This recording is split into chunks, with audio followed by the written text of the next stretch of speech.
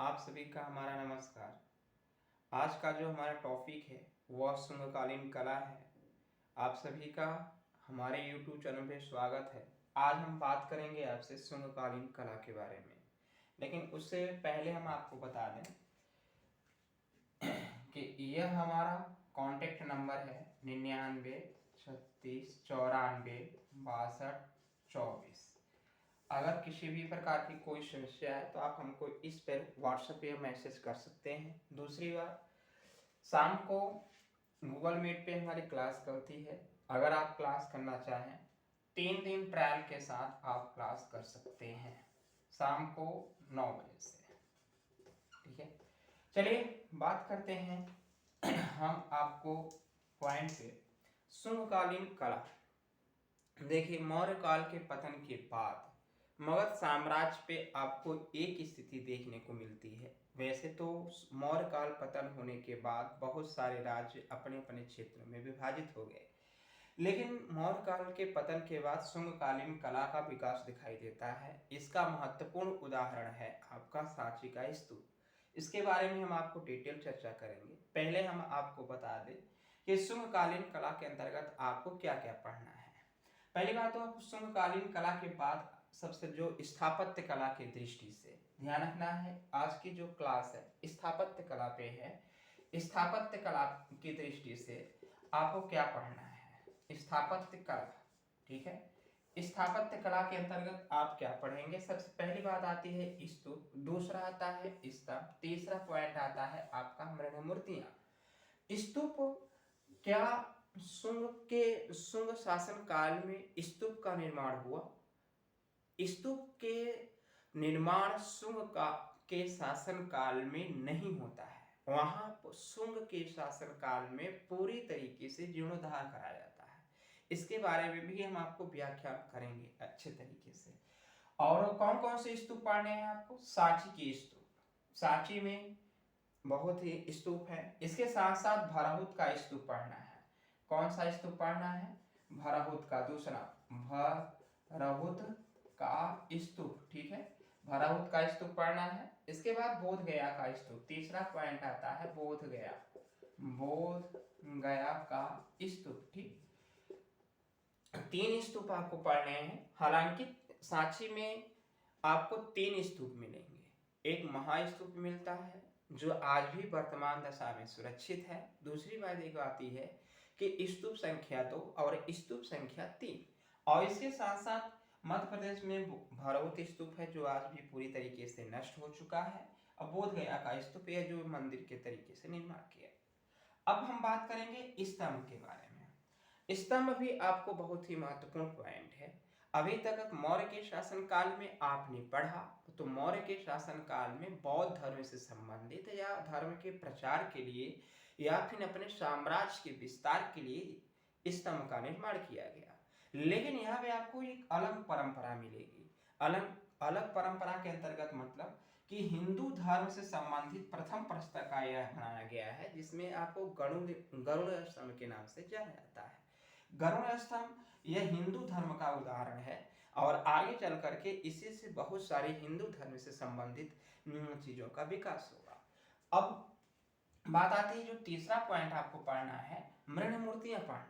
मृण मूर्तियों के अंतर्गत जो मिट्टी की मूर्तियां होती हैं उससे संबंधित शुंगकालीन कला में सबसे पहली बार ऐतिहासिक कला की दृष्टि से सबसे पहली बार सांचे में ढाल करके मूर्तियां बनाई जाती हैं। सांचे में ढालने की परंपरा तो आपको आद्य ऐतिहासिक काल यानी आप कह सकते हैं कि इंडस वैली सिविलाइजेशन के अंतर्गत दिखाया जाता है। यानी सिंधु घाटी सभ्यता में आपको सांचे में ढालने की भी परंपरा विद्यमान थी, लेकिन वह जो कला है उसको हम पूरी तरीके से ऐतिहासिक नहीं कह सकते, क्योंकि उसमें जो लिपि है वह पूरी तरीके से पढ़ी नहीं गई है। और लेकिन अगर हम ऐतिहासिक की बात करें तो सबसे पहली बार सांचे में ढालने की बात कहाँ आती है, शुंगकालीन कला के अंतर्गत। यानी यह आप शुंगकालीन कला के अंतर्गत आपको पूरी तरीके से यह विद्यमान मिलता है। सांचे में ढालने की पहली बार जो कला विकसित हुई ऐतिहासिक दृष्टि से वह शुंगों की देन होती है और शुंगकालीन कला की देन मानी जाती है। अब हम आपसे बात करने चल रहे हैं कि इन सारी चीज़ों से पढ़ने से पहले हम थोड़ी सी सामान्य जानकारी के ऊपर बात करेंगे, और सामान्य जानकारी के ऊपर बात करेंगे तभी आपको शुंग की कालीन या शुंग कालीन कला का पूरी तरीके से समझ में आएगा। देखिए, शुंग कालीन कला को पढ़ने से पहले हम आपको थोड़ी थोड़ी सामान्य जानकारी बता दें कि शुंग वंश का स्थापक यानी शुंग काल का स्थापक या शुंग इसका जो संस्थापक था वह पुष्यमित्र शुंग माना जाता है, और यह एक ब्राह्मण था, ब्राह्मण धर्म का अनुयायी था।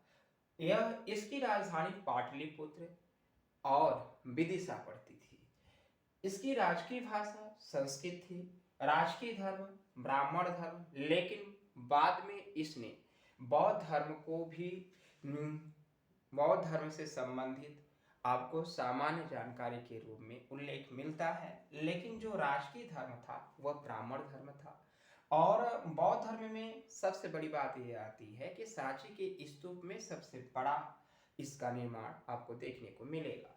राजकवि महर्षि पतंजलि, इसके जो राजकवि है महर्षि पतंजलि, जिन्होंने एक ग्रंथ की रचना की थी जिसको आप महाभाष्य के नाम से जानते हैं, महाभाष्य के नाम से।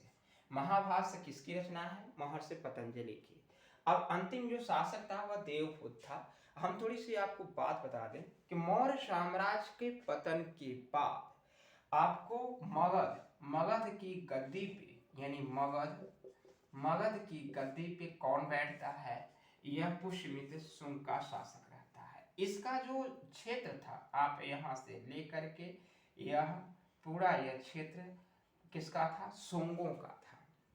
यह इसकी दो राजधानी थी। इसने एक राजधानी आपको पाटलिपुत्र बनाया, पाटलिपुत्र जिसको आज आप पटना के नाम से जानते हैं। दूसरी राजधानी थी विदिशा, ध्यान रखना है विदिशा। विदिशा एक ऐसा है जो प्राचीन समय में स्थापत्य कला का केंद्र रहेगा। विदिशा शुरू से लेकर के अंत तक काम करेगा, लेकिन इस स्थापत्य कला में आपको पूरी तरीके से यह आपको देखने को मिलेगा। मूर्ति कला के अंतर्गत भी यह आपको देखने को मिलेगा।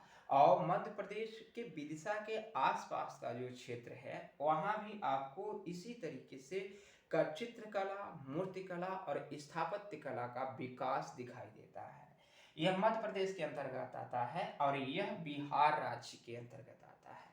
दोनों बातें आप ध्यान रखेंगे कि शुंगकालीन कला के अंतर्गत आपको दो स्थान बहुत ही महत्वपूर्ण हैं। एक है आपका मध्य प्रदेश का विदिशा, दूसरा हमने आपसे बताया कि पाटलिपुत्र, जिसको मगध साम्राज्य भी बाद में विस्तार हुआ, आगे चल करके वो वर्तमान समय की स्थिति में बिहार राज्य की राजधानी है पटना।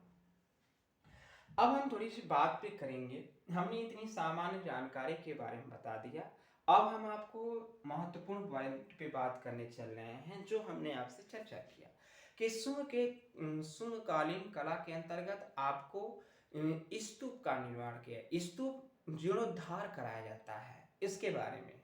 अब पहले हम स्थापत्य कला में सबसे पहले स्तूप देखेंगे, ठीक है।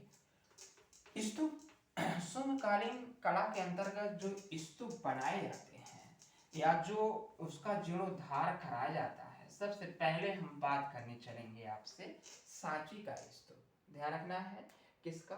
सांची का स्तूप, सांची का स्तूप। यह स्तूप महास्तूप के नाम से जाना जाता है। यहाँ पे कई स्तूप हैं, लेकिन हम जो बात करने चल रहे हैं अभी महास्तूप के बारे में। सांची के अब यह पहले सबसे पहली बात आती है, तो क्या एक प्रश्न यह पूछा जाता है कि सांची का स्तूप का निर्माण कब हुआ, किस काल में हुआ? तो ध्यान रखें कि सांची स्तूप का निर्माण मौर्य काल की देन मानी जाती है। यह हमेशा आप ध्यान रखें। अगर ऑप्शन के में मौर्य काल नहीं है तब आप शुंग काल लगा सकते हैं। और दूसरी बात यह है, इसके बारे में भी हम आपको बताएंगे कि स्तूप जो एक प्रकार का मिट्टी का ठोहा होता है, तो इसमें कई प्रकार के हर्निका, यष्टि, चबूतरा, इसके अंड, तोरण द्वार, वेदिका, प्रदक्षिणा पथ, यह सारे चीज इसमें विद्यमान होते हैं। लेकिन हम आप सबसे पहले जो बात करने चल रहे हैं, सम्राट इस अशोक के शासनकाल की। ध्यान रखना है, इसको सबसे पहली बार किसने बनवाया सांची का स्तूप? सम्राट अशोक। सम्राट अशोक के द्वारा बनवाया गया, अशोक। लेकिन बात यह आती है कि सम्राट अशोक के द्वारा बनाया गया, यह तो मौर्यकालीन है, यह क्या है? मौर्य काल का है, ठीक है, मौर्य काल। लेकिन सम्राट अशोक के शासन काल में जो स्तूप का निर्माण किया गया, उसका जो माध्यम था वह आपका ईंट है और लकड़ी है। ध्यान रखना है, ईंट और लकड़ी का प्रयोग पूरी तरीके से किया गया, ठीक है, किसमें? सांची के स्तूप में। दूसरी अब यह बात आती है, शुंगकालीन कला के अंतर्गत पत्थर का प्रयोग किया जाएगा। ध्यान रखना है, लकड़ी का स्थान हट करके पत्थर का हो जाता है, जिसमें आगे चल करके आपको तोरण द्वार, वेदिका, इसके साथ साथ चबूतरा इत्यादि क्या उत्कीर्ण किया जाता है। और शुंगकालीन कला में पहली बार तोरण द्वार पे, वेदिका पे आपको अलंकृत आकृतियां उत्कीर्ण की जाती हैं। कौन किसकी आकृतियां? बौद्ध धर्म से संबंधित जातक कथाएं जो 547 मानी जाती हैं। इसके साथ साथ महात्मा बुद्ध के जीवन से संबंधित घटनाओं का उत्कीर्ण यहाँ पे किया जाता है। पहली बार, इस जो हम आपको पहली बार बता रहे हैं, आप उसको ध्यान से सुनेंगे। अब बात यह आती है कि शुंगकालीन कला के अंतर्गत आपको किसका निर्माण किया जाएगा? पहली बात तोरण द्वार, तोरण द्वार, और इसके साथ साथ वेदिका, वेदिका, इसके साथ साथ चबूतरा, चबूतरा का निर्माण किया गया। यह आपको पत्थर माध्यम के अंतर्गत दिखाई देगा। कौन सा माध्यम है? पत्थर। लेकिन जो सम्राट अशोक के शासन काल में या मौर्य काल में जो स्तूप बनाया गया लकड़ी का, आगे चल करके वह पूरी तरीके से नष्ट हो जाता है। तब आगे चल करके शुंगकालीन कला के अंतर्गत तोरण द्वार, वेदिका और चबूतरा पत्थर माध्यम से बनाया जाता है, जो कि वर्तमान दशा में आज भी सुरक्षित है। लेकिन यह पत्थर माध्यम में बहुत ही स्पष्ट और सुव्यवस्थित कलाकृतियां हैं। इसमें जो कलाकृतियां बनाई गई वह एक दूसरे के द्वारा एक ही पत्थर पे उत्कीर्ण की गई हैं, एक दूसरे के माध्यम से फंसाया गया है। बहुत ही आपको सुंदर कलाकृति देखने को मिलेगी। हम बात कर रहे थे मौर्यकालीन के बारे में, तो हम मौर्यकालीन कला के बारे में हमने आपसे बताया कि सांची स्तूप का निर्माण पहली बार मौर्य काल की देन मानी जाती है। आप ये जानते हैं कि सम्राट अशोक ने अपने साम्राज्य में 84,000 स्तूपों का निर्माण कराया था, जिनमें से एक स्तूप आपका सांची का स्तूप माना जाता है। इसके बाद सांची में कई स्तूप हैं, उनके बारे में भी चर्चा करेंगे। लेकिन हमने आपसे बताया कि मौर्य कालीन में जो स्तूप निर्माण होते थे वह एक लकड़ी और ईंट के होते थे। उसमें स्तूप के बारे में तो हमने आपको पिछली बार ही क्लास में ही चर्चा कर दिया है। आप यहाँ पे हम केवल माध्यम की बात करेंगे। तो सम्राट या मौर्य काल के अंतर्गत जो माध्यम था वह ईंट और लकड़ी का था। लेकिन शुंग काल में जो लकड़ी का स्थान पत्थर ले लेता है, और यहाँ जब पत्थर ले लेगा तो यहाँ पे असंख्य आकृतियां उत्कीर्ण की जाती हैं और एक ही पत्थर पे वह तराश करके बनाई जाती हैं। बहुत ही सुंदर कारीगरी नमूना है। अब हम बात करने चल रहे हैं सांची के स्तूप के बारे में डिटेल चर्चा, ठीक है।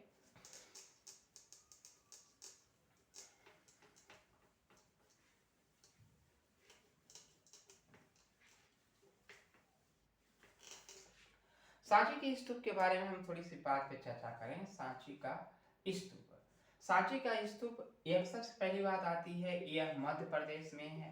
मध्य प्रदेश, ध्यान रखना है, मध्य प्रदेश के अंतर्गत आता है। किस जिले? रायसेन जिला के अंतर्गत आता है, रायसेन जिले के अंतर्गत आता है। और इसके साथ साथ भोपाल से 46 किलोमीटर दूरी, भोपाल से 46 किलोमीटर की दूरी, और विदिशा से 10 किलोमीटर की दूरी है। यानी विदिशा से कितने किलोमीटर? 10 किलोमीटर की दूरी पे स्थित है। कहाँ पे? यह सांची मध्य प्रदेश कहाँ पे स्थित है? सांची नामक स्थान पे, सांची नामक स्थान पर। इस बात को आप ध्यान रखेंगे कि सांची नामक स्थान पर आपका यह सांची का स्तूप स्थित है। कहाँ पड़ता है? यह देखिए, यह पॉइंट आपको पूछे जाते हैं कि सांची का स्तूप मध्य प्रदेश के रायसेन जिले के अंतर्गत भोपाल से 46, विदिशा से 10 किलोमीटर और सांची नामक स्थान पे स्थित है, यानी विदिशा आपका सबसे पास में पड़ता है। इसका प्राचीन नाम पूछा जाता है, सांची के स्तूप का प्राचीन नाम क्या है? तो इसका जो प्राचीन नाम है काकनाबोट, काकनाद बोट, ठीक है। इसका प्राचीन नाम मिलता है काकनाड बोट, यह जरूर याद रखें आप। यह प्राचीन नाम है सांची के स्तूप का। अब बात यह आती है इसका निर्माण। अब थोड़ी थोड़ी बात पे हम चर्चा कर देते हैं। देखिए, मौर्य काल के अंतर्गत सबसे पहली बार मौर्य काल के अंतर्गत सबसे पहली बार इसका निर्माण किया जाता है। निर्माण मौर्य काल के अंतर्गत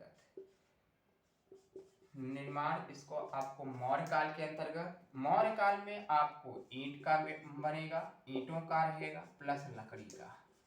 लेकिन शुंग काल जब आप पढ़ेंगे, आप आगे चल करके मौर्य काल का जब पतन हो जाता है तो शुंग काल के अंतर्गत आप देखेंगे तो शुंग काल में यह जो ईंटों का स्थान है वह बरकरार रहेगा, लेकिन लकड़ी का स्थान आपको पत्थर ले लेगा, यानी पत्थर का प्रयोग किया गया शुंग काल के अंतर्गत। किसके लिए? हमने आपसे बताया कि यहाँ पे आपको किसका निर्माण, तोरण द्वार, इसके साथ साथ वेदिका, फिर चबूतरा, सीढ़ियां इत्यादि। यहाँ पे आपको इन तीनों में अलंकरण मिलेगा। शुंग काल के में पहली बार, शुंग काल के अंतर्गत पहली बार आपको अलंकरण दिखाई देता है।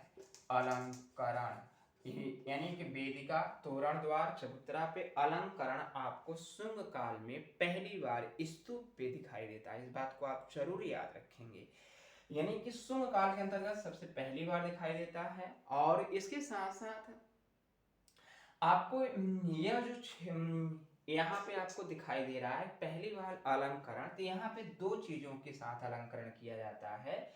एक आपका होता है कि जातक कथाएं कितनी, 547, और इसके साथ साथ यहाँ पे आपको महात्मा बुद्ध के जीवन से संबंधित घटनाओं का चित्रांकन आपको यहाँ पे दिखाई देता है। घटनाओं का चित्रण कहाँ पे? तोरण द्वार, वेदिका और चबूतरा पे। ध्यान रखें कि यह पहली बार हो रहा है, यहाँ पे आपको पत्थर के माध्यम से मिलेगा। मौर्य काल में यह परंपरा थी तो वह लकड़ी के माध्यम थी, लेकिन आगे चल करके यह कई सालों तक बनी रही, जिससे पूरी तरीके से नष्ट हो गई। लेकिन यह तो बरकरार बना रहा ईंटों का, लेकिन इन तोरण द्वार, वेदिका और चबूतरा वे पहली बार आपको शुंग कालीन कला की देन मानी जाती है। अब हम बात करेंगे यहाँ पे जो भी आकृतियां उत्कीर्ण की गई हैं, ध्यान रखना है आपको मूर्तियां नहीं बनाई गई हैं। मूर्तियों का प्रचलन अभी आपको नहीं मिलेगा, महात्मा बुद्ध की मूर्तियों का प्रचलन अभी आपको नहीं मिलेगा। हाँ, आप यह कह सकते हैं कि मूर्तियों के अंतर्गत सारी जो आकृतियां हैं वह आपको उत्कीर्ण की गई हैं, पत्थर को तराश करके बनाई गई हैं। यह बातें आप जरूर याद रखेंगे। मूर्तिकालीन जो स्तूपों पे जो लेख मिलेगा वह उत्कीर्ण से मिलेगा, लेकिन मूर्तियां जो आपको मानी जाती हैं वह आपको कुषाणकालीन कला के अंतर्गत आती हैं, मथुरा शैली के अंतर्गत या मथुरा स्कूल के अंतर्गत। लेकिन जो बात यह आती है, जो यहाँ पे आपको आकृतियां देखने को मिलेंगी वह आपको बहुत ही सुव्यवस्थित, सुसंगठित मिलेंगी। इस बात को आप जरूर याद रखें कि मूर्तियों का निर्माण आप जानते हैं कि मूर्तियां 3D होती हैं, 3D। लेकिन यहाँ पे जो वेदिका या तोरण द्वार या चबूतरे पे जो आकृतियां बनाई गई हैं, यह एक लो रिलीफ और एक हाई रिलीफ नहीं, एक माध्य मूर्ति कला का ही अंग होता है। लो रिलीफ और हाई रिलीफ उसका जिक्र यहाँ पे किया जाएगा। बहुत ही बेहतरीन और बहुत ही सुंदर व्यवस्था तरीके से कारीगरी नमूना देखने को आपको यहाँ पे मिलेगा। अगली बात पे हम चर्चा करने चलेंगे। अगला जो पॉइंट है वह है आपका वर्तमान स्थिति के बारे में। अगर हम बात करें तो वर्तमान स्थिति के बारे में आपको बहुत सारी चीजें देखने को मिलेंगी। जैसे आपको यूनेस्को के द्वारा, यूनेस्को ध्यान रखना है, यूनेस्को के द्वारा आपको सबसे बड़ी बात यह आती है कि इसको 1989 ईस्वी में, 1989 ईस्वी में विश्व विरासत सूची, विश्व विरासत सूची, ध्यान रखना है, विश्व विरासत सूची में शामिल किया जाता है। यानी कि world heritage site, world heritage site, ठीक है। वर्ल्ड हेरिटेज साइट में सांची के स्तूप को, यानी कि यूनेस्को में सांची के स्तूप को 1989 ईस्वी में शामिल किया जाता है। और एक बात नजर आएगी, 200 वर्ष पूरे करने पर सांची के स्तूप को भारतीय मुद्रा में 200 रुपए के नोट पे, यानी 200 रुपए के नोट पर इसका चित्र छपा था। इस बात को आप जरूर याद रखेंगे। भारत सरकार ने इसको 200 रुपए के नोट पे सांची के स्तूप का चित्र छपवाया था। और यह जब सांची के जो मतलब कि खोजने की जो प्रवृत्ति थी, खोज 200 वर्ष जब पूरे हो जाते थे तो उसमें भारत सरकार ने भारतीय मुद्रा पे 200 रुपए के नोट पे सांची के स्तूप को क्या कहा, चित्र छपवाया था। अगली बात आती है, आप ये जानते हैं कि यह विदिशा के पास है और विदिशा को बौद्ध नगरी कहा जाता है। किसको? विदिशा को बौद्ध नगरी कहा जाता है। इस बात को आप जरूर याद रखेंगे। और यह आपका विदिशा के ही पास है। अब थोड़ी सी बात आती है सांची स्तूप के खोज के बारे में। हम अगला जो पॉइंट है वह खोज से संबंधित 1818 ईस्वी में, ध्यान रखना है, 1818 ईस्वी में आप इसकी खोज की जाती है जनरल टेलर के द्वारा। अंग्रेज ब्रिटिश अधिकारी हैं जनरल टेलर के द्वारा इसकी खोज की जाती है। अब थोड़ी सी बात बताइए, इसमें उत्खनन कार्य कब किया गया, यानी इसकी खुदाई के से कब पता चला, क्या है स्थिति, इसके बारे में। अब उत्खनन कार्य के बाद आता है उत्खनन कार्य में सबसे बड़ी बात आती है 1851 ईस्वी में। 1851, ध्यान रखना है, 1851 ईस्वी में अलेक्जेंडर कनिंघम के द्वारा उत्खनन कार्य कराया जाता है। अलेक्जेंडर कनिंघम के द्वारा इसका खुदाई कराया जाता है। और यह किस पहाड़ी पे स्थित है, ध्यान रखना है, पहाड़ी, यह विदिशा पहाड़ी पे स्थित है, विदिशा की पहाड़ियों में के पास स्थित है। इसका समय 3री शताब्दी माना जाता है। इसका समय 3री शताब्दी ईस्वी पूर्व माना जाता है। 3री शताब्दी ईस्वी पूर्व। यह बेतवा नदी की तट पे है। नदी कौन सी? बेतवा नदी के तट पे है, ठीक है। और वर्तमान दशा में अभी भी आपको यह सुरक्षित है। सबसे महत्वपूर्ण पॉइंट, यानी कि बात यह आती है कि वर्तमान दशा में अभी भी आपका यह जो स्तूप है सुरक्षित है। यानी कि वर्तमान दशा में सुरक्षित है, अभी भी आपको देखने को जरूर मिलेगा। इस बात को आप जरूर याद रखेंगे। यानी वर्तमान दशा में अभी भी यह सुरक्षित है। यह था, हमने सांची के स्तूप के बारे में महत्वपूर्ण पॉइंट के बारे में चर्चा कर दिया, जो कि इतना आपको देखने को जरूर मिला। अब हम आपको थोड़ी सी सांची स्तूप के बारे में थोड़ी और चीजों के बारे में बता दें कि सांची स्तूप में और क्या क्या चीजें थी। ध्यान रखना, हमने आपसे चर्चा किया कि सांची के स्तूप में जो अलंकरण का जो प्रयोग दिखाई देता है वह पहली बार दिखाई देता है। और अलंकरण का मतलब, जब हमने आपको वेदिका तोरण द्वार, चबूतरा पे जो अलंकरण आपको प्रयोग मिला वह आपको शुंग का शासनकाल में आपको पहली बार मिला। यह आप जरूर याद रखेंगे और ये पत्थर पे इसका पूरी तरीके से प्रयोग किया गया। अब अगली बात पे जो थोड़ी सी चर्चा हम कर देते हैं, सांची स्तूप में 2 और स्तूप हैं, ध्यान रखना है, जिसमें स्तूप संख्या 2 और स्तूप संख्या 3 ध्यान रखना है। यह स्तूप संख्या 2 और स्तूप संख्या 3 कहा जाता है, जिनमें से यहाँ पे महात्मा बुद्ध के शिष्यों के यह स्तूप बताया जाता है, जिनमें से सारिपुत्र और महामोदग्लायन के धातुओं के अवशेष हैं। महामोदग्लायन के धातुओं के अवशेष हैं। इतनी बातें आप याद रखेंगे।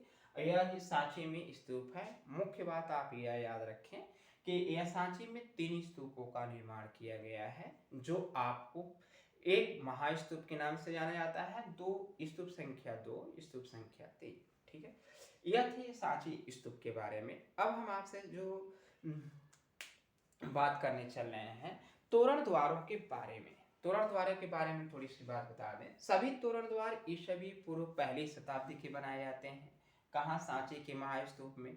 और यह सबसे पहले आपको दक्षिणी तोरण द्वार बनाया जाता है, जिसमें महात्मा बुद्ध के जीवन की घटनाएं हैं और जातक कथाओं का उल्लेख मिलता है। इसमें यक्ष, नाग, किन्नर, यह सारी चीज़ों का जिक्र यहाँ पे तोरण द्वार में आपको देखने को मिलेगा। बहुत ही कलाकृतियों का संगम जो उत्कृष्ट नमूना है वह आपको सांची के स्तूप में देखने को मिलेगा। ठीक है, अब बात आती है कि हमने आपसे चर्चा किया कि यहाँ पे आपको जो साल भंजिकाओं का भी जिक्र मिलेगा, जो सौंदर्यमयी से ओतप्रोत है।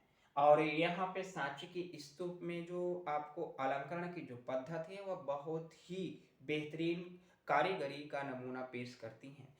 अब हम बात करेंगे अगले पॉइंट पे। देखिए, सारी चीजें 10-15 मिनट में नहीं हो सकती। हम अब आपको अगले पॉइंट पे चर्चा कर रहे हैं। बाकी बात क्लास में हमने आप सभी से चर्चा कर दिया है। अब बात यह आती है, सांची के स्तूप के अलावा शुंग काल में और चीजें आपको देखने को मिलेंगी।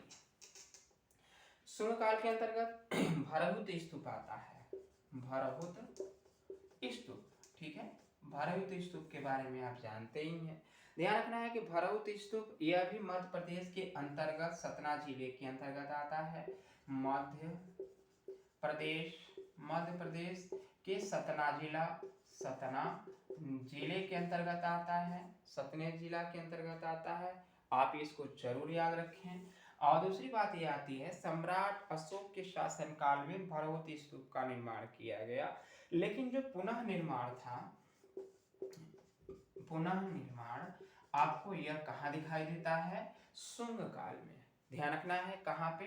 शुंग काल के अंतर्गत पुनः निर्माण दिखाई देता है। अब बात आती है कि इसकी जो खोज है वह 1800 खोज के अंतर्गत अगर पूछा जाए तो 1873 ईस्वी में अलेक्जेंडर कनिंघम के द्वारा किया जाता है। वर्तमान स्थिति की बात करें तो वर्तमान स्थिति में यह पूरी तरीके से नष्ट हो चुका है। ध्यान रखना है, यह भरहुत स्तूप पूरी तरीके से नष्ट हो चुका है। हम बात कर रहे हैं कि शुंगकालीन कला के बारे में। शुंगकालीन कला के बारे में बौद्ध धर्म से संबंधित।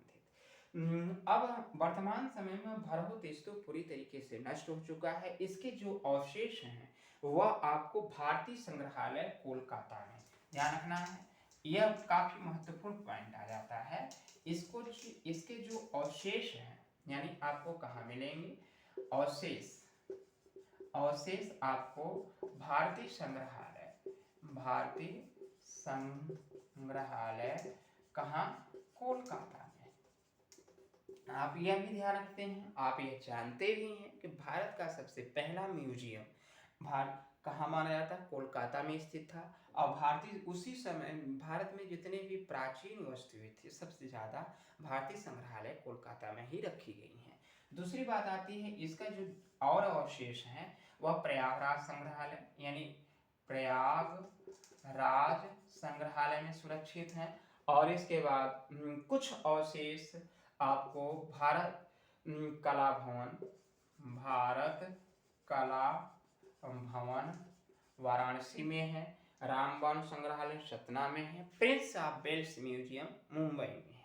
यानी 4-5 जगह पे इसके अवशेष आपको देखने को मिलेंगे। अब बात आती है भरहुत के स्तूप के में जो तोरण द्वार का जिक्र हुआ, उस पे जो अलंकृत आकृतियां हैं, जिनमें से आपको बुद्ध चरित्र एवं जातक कथाएं से हैं, देव समुदाय से हैं, और इसके बाद पचपक्षी हैं। मानवीय बुद्धों से संबंधित दृश्यों का अंकन यहाँ पे तोरण द्वार पे और वेदिकाओं पे किया गया है। इतनी बातें थी जो हमने आपको स्तूप के बारे में बताया, स्तूप के बारे में चर्चा किया। अब एक पॉइंट और आता है बोध गया का स्तूप, जो हमने आपसे पहले चर्चा किया था कि बोध गया का स्तूप, बोध गया का स्तूप के बारे में, बोध गया के स्तूप के बारे में बहुत ज़्यादा आपको कुछ नहीं मिलेगा। यह शुंगकालीन का कला का केंद्र बोध गया था, आप इसको जानते भी हैं। और यहीं पे महात्मा बुद्ध को ज्ञान की प्राप्ति हुई थी। महात्मा बुद्ध ने यहीं पे पहली बार बोधिसत्व का रूप ग्रहण किया था। इसके बारे में आपको डिटेल मौर्यकालीन कला के अंतर्गत हमने आपको पिछले वाले वीडियो में बता दिया है। अब बात ये आती है कि इतनी रही हमने आपको शुंगकालीन कला में, शुंगकालीन स्थापत्य कला के अंतर्गत जिक्र किया। अब हम बात करेंगे शुंगकालीन स्तंभ। ध्यान रखना है स्तंभ। अब स्तंभ की बात कर देते हैं। आप ये जानते हैं कि स्तंभ का जो प्रारंभिक चरण है वह मौर्यकाल माना जाता है। मौर्यकाल सम्राट अशोक ने अपने साम्राज्य में धर्म का प्रचार करने के लिए और अपने साम्राज्य का विस्तार करने के लिए वह स्तंभों का निर्माण कराया था, और यह काफी संख्या में कराया था। और इसके साथ साथ यहाँ पे आपको जो स्तंभ मिलेंगे शुंग काल के अंतर्गत, यह आपको पूरी तरीके से हिंदू धर्म से संबंधित, यानी गरुण होलियोडोरियोशिप का गरुण स्तंभ मिलेगा। और यह शुंग काल का प्रथम हिंदू प्रस्तर स्तंभ माना जाता है, हिंदू धर्म से संबंधित पहला स्तंभ है। इस बात को आप जरूर याद रखेंगे। और यह मध्य प्रदेश के, यानी हिंदू धर्म से संबंधित और प्रथम प्रस्तर स्तंभ, ठीक है, प्रथम प्रस्तर स्तंभ, हिंदू धर्म से संबंधित प्रथम प्रस्तर स्तंभ आपको यह शुंगकालीन कला के अंतर्गत देखने को मिलेगा। यह मध्य प्रदेश के, यानी एमपी के विदिशा, ध्यान रखना है विदिशा, जिसको आप बेसर नगर के नाम से जानते हैं, बेसर नगर से संबंधित इसकी खोज, ध्यान रखना है, 1877 ईस्वी में की गई थी जनरल कनिंघम के द्वारा, अलेक्जेंडर कनिंघम के द्वारा 1877 ईस्वी में कनिंघम के द्वारा, ठीक है, कनिंघम के द्वारा की जाती है। और यह ध्यान रखें कि यह हिंदू धर्म से संबंधित सबसे पहला प्रस्तर है, जो कि जिसको नाम है गरुण स्तंभ। ध्यान रखना है गरुण स्तंभ, ठीक है, इसको गरुण स्तंभ के नाम से भी जाना जाता है। अब बात आती है मृण मूर्तियां। अगला जो चरण है आपका मृण मूर्तियां हैं। मृण मूर्तियां कौन कौन सी थी, इसके बारे में हम थोड़ी सी बात पे चर्चा कर देते हैं।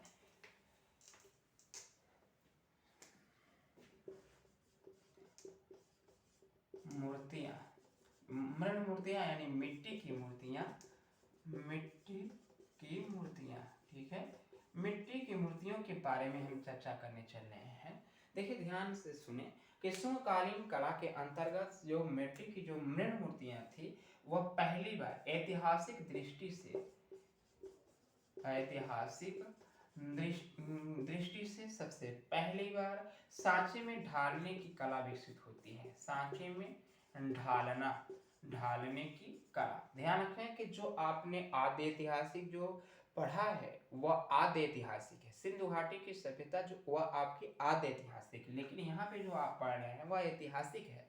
इसका संबंध सीधे इतिहास से संबंध है, जिसमें आपको सारी चीजें प्रमाणिक तौर पे मिलेंगी। लेकिन आप जो आपने इंडस वैली सिविलाइजेशन यानी सिंधु घाटी सभ्यता में पढ़ा, वह आपका आद्य ऐतिहासिक है।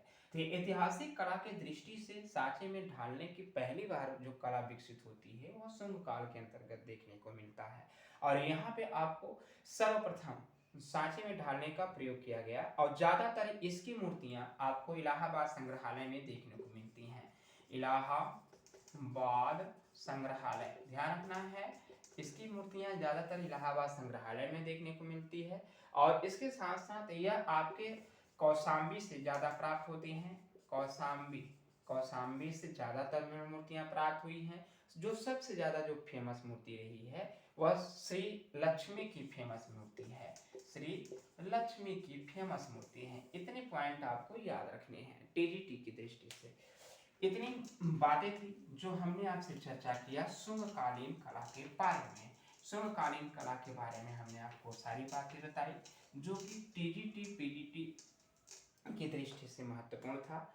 अब ध्यान रखें कि हम आपको हमारा वीडियो कैसा लगा है आप कमेंट करके जरूर बताएं। दूसरी बात यह आती है कि यह हमारा कॉन्टेक्ट नंबर है 9936946224।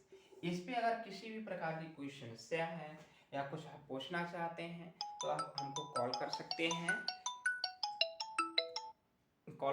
हैं और पूछ सकते हैं। अब बात यह आती है कि आप हमको मैसेज भी करते हैं। शाम को हमारी 9 बजे से क्लास चलती है, शाम को 9 बजे से, जिसपे आप क्लास को 3 दिन ट्रायल के साथ आप क्लास कर सकते हैं। ठीक है, वीडियो देखने के लिए आपको बहुत बहुत धन्यवाद। आपको यह वीडियो हमारा कैसा लगा कमेंट करके आप जरूर बताएं। देखिए हम बहुत ज़्यादा वीडियो नहीं बनाते हैं क्योंकि हमारे पास समय नहीं मिलता।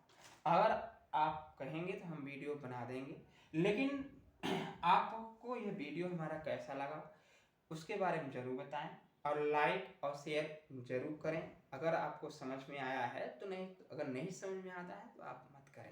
ठीक है, बहुत बहुत धन्यवाद।